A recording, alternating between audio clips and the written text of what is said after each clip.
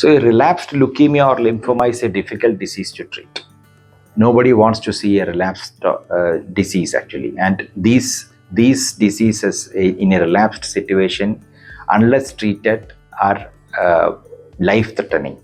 So what are the treatments available in this scenario? The conventional treatments that we all used to have were the transplants. The transplant could be an allogenic transplant or an unrelated transplant. These are all complex treatments, and they carry a significant amount of morbidity and mortality. But what has come new in this field is the CAR T-cell therapy. CAR T-cell therapy is like you are creating a drug out of your own immune cell. And this treatment actually has revolutionized this field.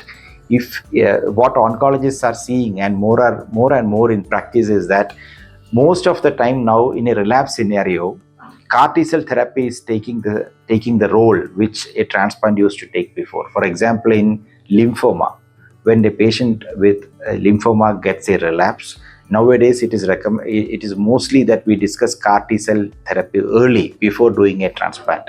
Why? Because the response rate of CAR T-cell therapy is higher than doing a transplant, and it is much more easier from the patient's point of view to go through a CAR T-cell therapy. And CAR T-cell therapies have shown benefit even in patients who relapsed after transplants. So they are now coming more and more in the second line, and maybe it will come in the first line for very aggressive lymphomas. So if you are in US, for example, where insurance is covered, then CAR T-cell therapy comes as the standard. They have almost moved out of autologous transplants in lymphoma. But that's not the case in India, because these are expensive therapies and not widely available. So in India, maybe I would say 10% of the patients are only getting CAR T-cell therapy. But this percentage is increasing. And in 5 years down the line, we have now multiple CAR T-cell therapies available in India as well. So probably in 5 years' time, this percentage will significantly shift to the other side.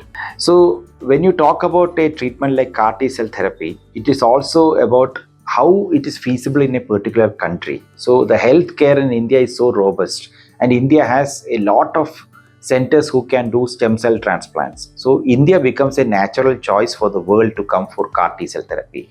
This is not because our treatments are not as effective as elsewhere and they are just less expensive. It is not true. The treatments are at par or even slightly better outcomes than in certain other situations. So India can be a great place to get a CAR T-cell therapy done, and more people are looking at India as an option to undergo CAR T-cell therapy.